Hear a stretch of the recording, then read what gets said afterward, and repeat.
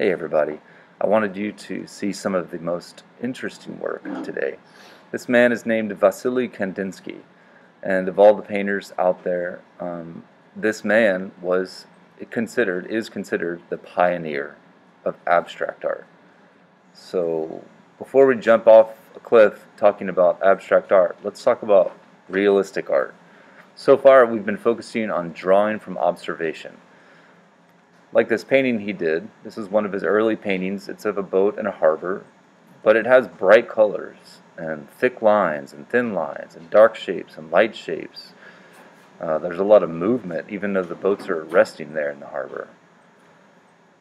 Vassily Kandinsky messed around with different ideas. This was more of a pointillism style that he maybe got from someone else. In the background you can see some Russian Orthodox churches and mosques, and Kandinsky lived in Russia. He was Russian. So Russia was kind of a gray place, but their art was very, very flamboyant.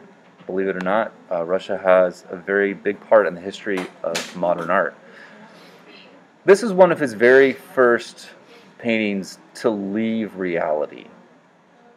Almost entirely, except for that it looks like the silhouette of a steam train.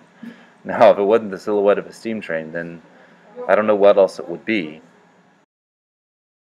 So this work of art is the very first abstract work of art that we know of made by Vassily Kandinsky that leaves reality behind and searches for meaning without objects.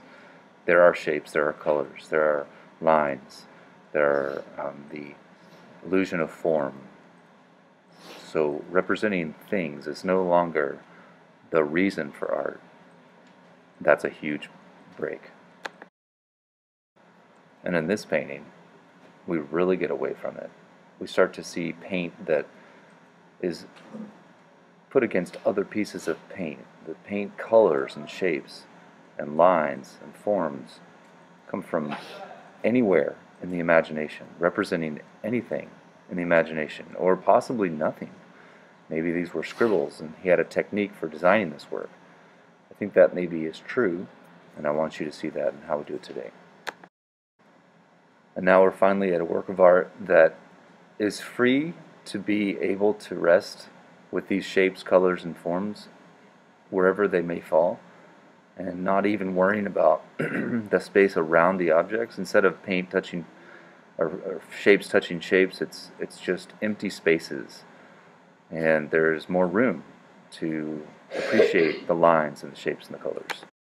So that brings us here. This is one of my students' works of art. She did blind contours and then added some Kandinsky style lines, and then she made these forms and shapes or illusions of form back there, the rectangular prisms that you see, and she almost, I think she probably was trying to draw maybe a narwhal plush toy. I don't remember what it was, but it ends up being a great work of art.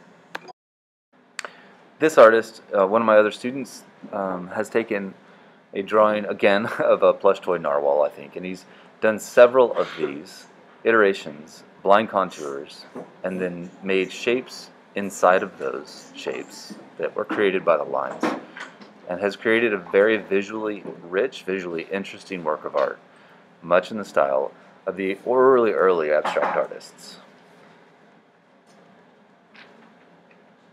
Alright, and then lastly, we have a student that I feel like this is almost Kandinsky making art. The line quality is fantastic. It has thick and thin lines. It has some blotchy lines that are pretty wild, but they look intentional.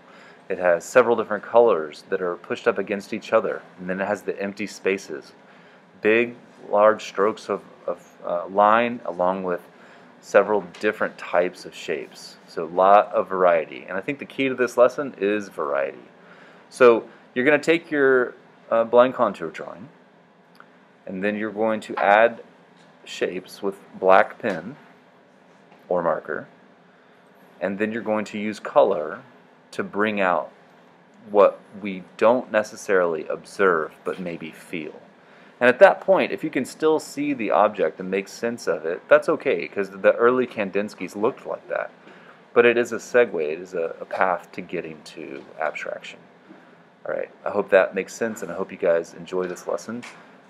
We've taken the skill building design of blind contour observation and turned it into a segue to abstraction.